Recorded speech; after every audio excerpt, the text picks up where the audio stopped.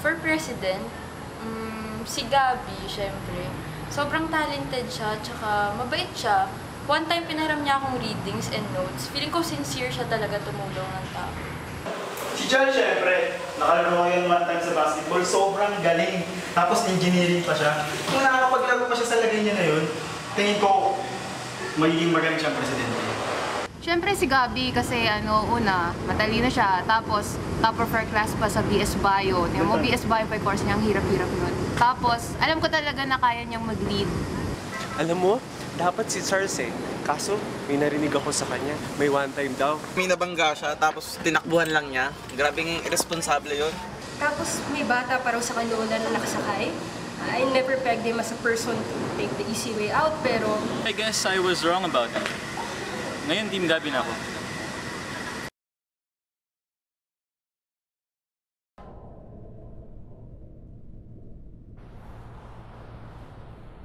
Gabby, pwede mag-usap tayo? Kita mo naman nag-aaral ako dito. Nananahimik ako. I just wanted to congratulate you kasi ang galing mo gumawa ng kwento eh. Buti nasa pre-med ka pa. Mas bagay yata sa'yo creative writing eh. Wow eh ikaw naman, BS bullshit. Look, I don't even know what you're talking about. Huwag kang magpaka-inosente, Gabby. Nakabangga ako tapos tinakbuhan ko. For the record, wala akong... Honestly, I don't care for your explanations. At huwag kang manghugas ng kamay. Your campaign team spreads rumors about me too. Can't believe you're pulling this crap this close to the elections. Oh, kawawa ka naman. Teka, class mo, di ba? Shit. Mamaya ah. Bring it.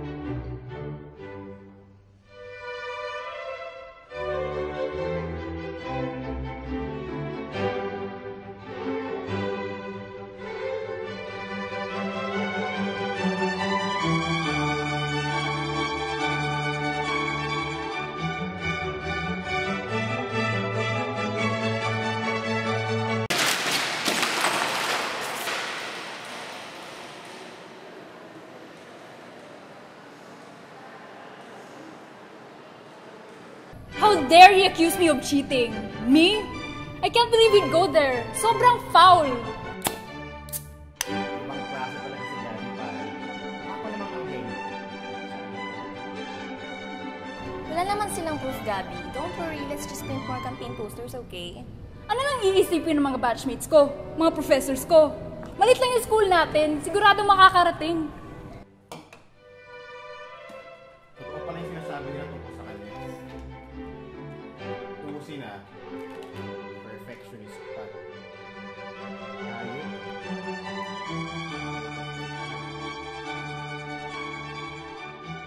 Cheesy ka naman talaga ever since. Everybody knows that. Grabe siya. Maganda yung walang hiya na yun. He'll definitely pay for this.